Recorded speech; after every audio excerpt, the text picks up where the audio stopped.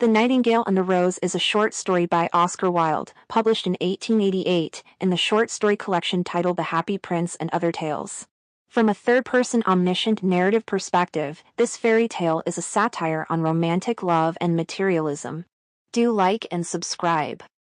The Nightingale and the Rose begins in a garden with the cries of a young student who is in love with the professor's daughter. She promised to dance with him if he brought her red roses, but in his garden, there is no red rose.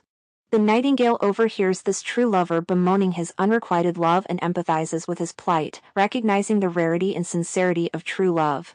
Although both the student and his beloved will attend a ball hosted by a prince the following night, she insists on a red rose as a condition for dancing with him. A lizard, butterfly, and Daisy think the student is making a fuss over nothing. But the Nightingale understood the secret of the student's sorrow. So, she tries to help by asking various rose trees for a red rose in exchange for a song. But none of them have red roses available, only white or yellow ones. Finally, the Nightingale finds a rose tree under the student's window that has red roses, but sadly, the tree is incapable of producing any due to the winter's freeze rendering its branches dormant. But the winter has chilled my veins, and the frost has nipped my buds, and the storm has broken my branches, and I shall have no roses at all this year. The Nightingale inquires if there's a way to obtain a red rose for the student. The tree explains that the only method is for the Nightingale to sing under the moonlight while letting a thorn prick her heart, allowing her blood to flow to the tree and create a red rose. Despite the risk to her life, Nightingale agrees, valuing love above all else. Yet love is better than life, and what is the heart of a bird compared to the heart of a man? When she informs the student of her plan, he fails to comprehend, being confined to bookish knowledge. However, the oak tree, where the Nightingale resides, understands her intent and requests a final song. Although the Nightingale sings with all her heart, the student, preoccupied with practicality in his notebook, remains unimpressed.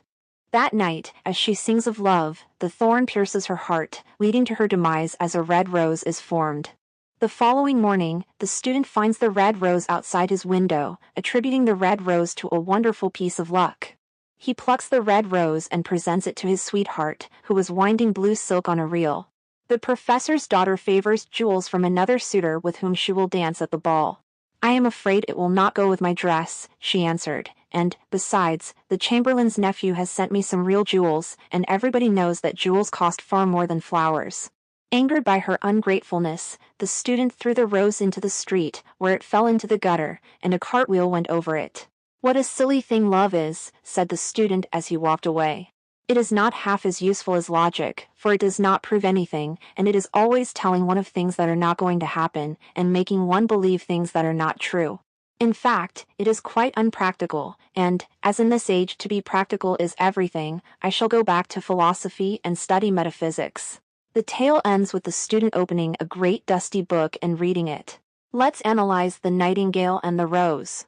The Nightingale and the Rose draws inspiration from European folklore and fairy tales, particularly Hans Christian Andersen's The Nightingale, published in 1843, exploring the themes of nature and art. Similarly, in Wilde's story, the rose symbolizes artistry, requiring the nightingale's song, the moonlight's power, and the bird's sacrifice to come to fruition. Both tales feature a nightingale as the protagonist. In Andersen's story, the nightingale saves the imperial court of China and is ultimately revered and valued. This contrasts sharply with Wilde's Nightingale, who is overlooked and unappreciated by the characters. Andersen's sentimentality contrasts with Wilde's cynicism, obvious in the treatment of the nightingale and the results of their sacrifices. While both stories explore human fickleness, Andersen's tale concludes with the bird's vindication and appreciation. In contrast, Wilde's Nightingale finds solace in dying for the creation of art despite the lack of recognition. In The Nightingale and the Rose, Wilde manipulates traditional fairy tale elements, such as a hero, a romantic interest, and an aide, to challenge common character archetypes. The student is portrayed as unromantic and insensitive, while the girl is depicted as fickle and greedy. Initially, the red rose symbolizes romance and true love of the student for the girl, emphasized by the nightingale's sacrifice to produce it from her own heart's blood. However, the story ends with irony as the girl rejects the rose and the student's proposal, opting for material wealth instead.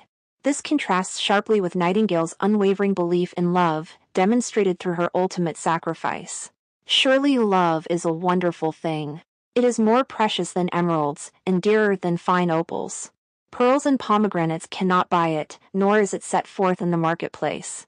It may not be purchased of the merchants, nor can it be weighed out in the balance for gold. Despite the student's declared love for the girl, he takes no action to obtain the rose himself, leaving the nightingale to labor on his behalf. Wilde suggests that true love necessitates selflessness, exemplified by Nightingale's self-sacrifice. The student's self-centered reaction to the girl's rejection and her materialistic choice of a wealthier suitor indicates Wilde's commentary on the shallowness of fickle lovers. The student, rejected, calls love a silly thing and unpractical. Ultimately, the nightingale stands as the sole symbol of genuine, deep affection in a world consumed by superficiality and self-interest. Oscar Wilde is famously linked with aestheticism, a movement in the late 19th century advocating for art's sake, emphasizing beauty as the primary purpose of art. In The Nightingale and the Rose, the nightingale and the student represent opposing viewpoints for this argument. The nightingale, apart from her altruism, is characterized by her exquisite voice, used mainly to bring joy to others. Her songs, while abstract, explore ideals of love rather than depicting real-life scenarios.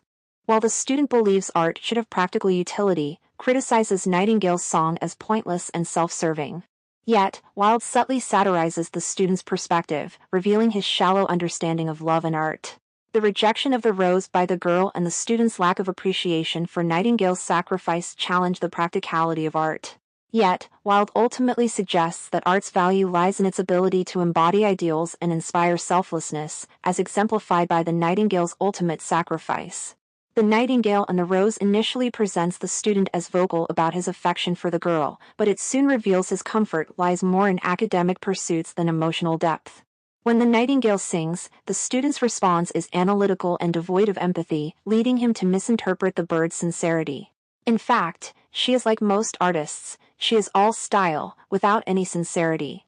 What a pity it is that they do not mean anything, or do any practical good.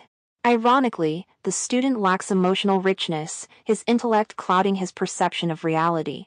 His rigid rationality aligns with the girl's materialism, revealing a link between intellectualism and materialism, as she states, "The Chamberlain's nephew has sent me some real jewels. And everybody knows that jewels cost far more than flowers." Despite their rational justifications, Wilde implies their worldviews are flawed, as evidenced by their misinterpretation of symbols like the rose and the nightingale's song. The story ends with the student rejecting love as quite unpractical, opting for logic, philosophy, and study metaphysics in a great dusty book. The intertwining materialism of the characters, including the professor's daughter and the chamberlain's nephew, further highlights their inability to appreciate true love over material possessions. Ultimately, the rejection of love and the destruction of the rose highlight their superficial values, leaving the student disillusioned with the notion of love and intellectual pursuits. Hope you like, share, and subscribe for more videos.